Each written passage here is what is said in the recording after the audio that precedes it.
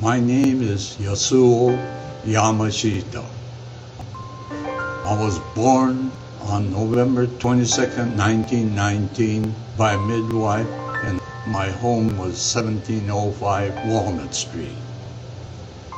I lived in Alameda all my life, and I went to Everett Grammar School, Haight, Porter, and Alameda High School. I graduated in 1938 of January. We always lived close to McKinley Park, so that's where my hangout was. When I left Alameda, we were evacuated to different parts of California.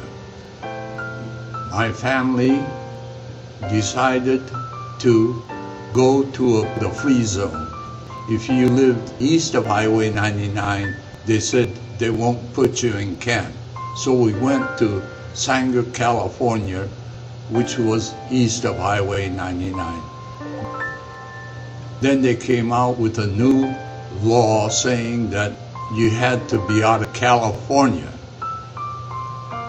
Well, we decided at that time then that we will not move anymore, and we will have the Army forcefully remove us.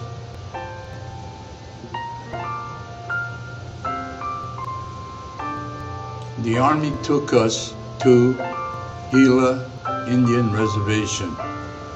There were two camps there, Butte Camp and Canal Camp. I was in Canal Camp. I still remember the barrack number 2413A. That was my home. This friend of mine, his name is Tom Yamagami. We grew up together in Alameda. He was in Butte Camp. One day he came over to me and says, "Let's get out of camp." And I says, "Well, where do you want to go?" He says, "Well, I don't know. Where shall we go?" And I said, "Well, we might as well go start at New York, then we can work our way back if we want to. If we don't get any employment, we can be closer." We stayed in New York for a couple of months. Then the draft board in New York called us for our physical examination. The recruiting officer there said, "You're going to be drafted into the U.S. Army." And he was a kind fellow, and he said, "You know," he says, "if I were you," he said, "I'd move back to Gila River. Then they'll draft you, but you will be drafted about 2-3 months later." So I packed up my things again and I went back to camp. And from there at camp, I got drafted into the U.S. Army. I was inducted at Fort Douglas, Utah. I took my basic training with the 442 in Mississippi. In Mississippi, the Army ordered me to Camp Savage, Minnesota. That's where they had the Japanese Military Intelligence, MIS. I graduated from the Japanese school there. Then they were about to ship me off to the South Pacific. On the train, I heard the news that the war was over, so I at least knew that we would not go into any combat zone.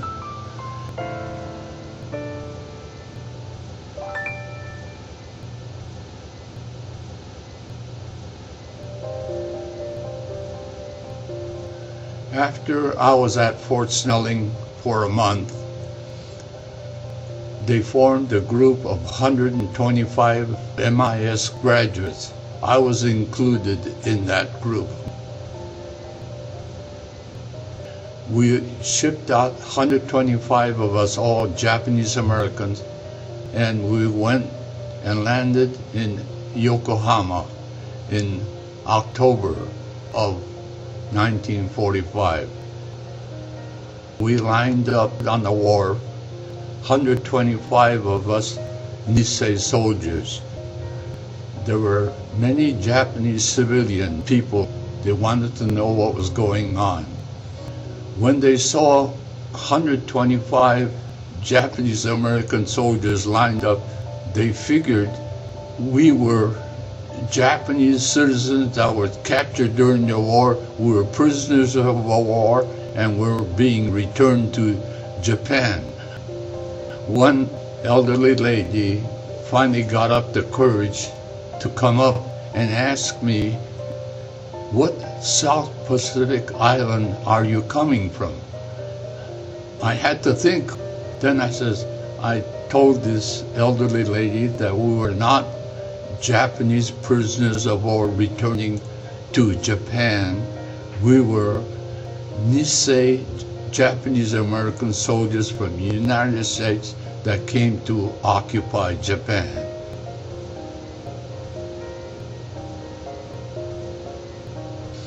From there, we went to Tokyo, and we got attached to a group that was called ATIS.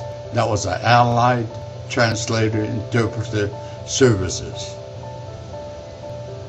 About a month later, we found out that we were going to be divided into 5 groups. We were being transferred to either Seoul, Korea, Tokyo, Osaka, Nagoya, and Fukuoka. Our group went to Osaka at the beginning of November, and there we were assigned to the Civil Censorship Detachment. That was a censorship group that was censoring all the letter mail, telegrams, telephones, newspapers, and even theater productions, like even kabuki and things like that. And then I was assigned to the postal censorship. We were censoring the Japanese civilians' mail. My CO was a lieutenant instructing Japanese citizen employees what sort of information we were looking for. He was going to be reassigned and I was to take over. So I took over as the instructor in teaching these Japanese employees censorship. My commanding officer told me, "If you would like to stay here, we will give you a War Department civilian civil service status. You could work as a civilian doing the same job you're doing." That was May in '46.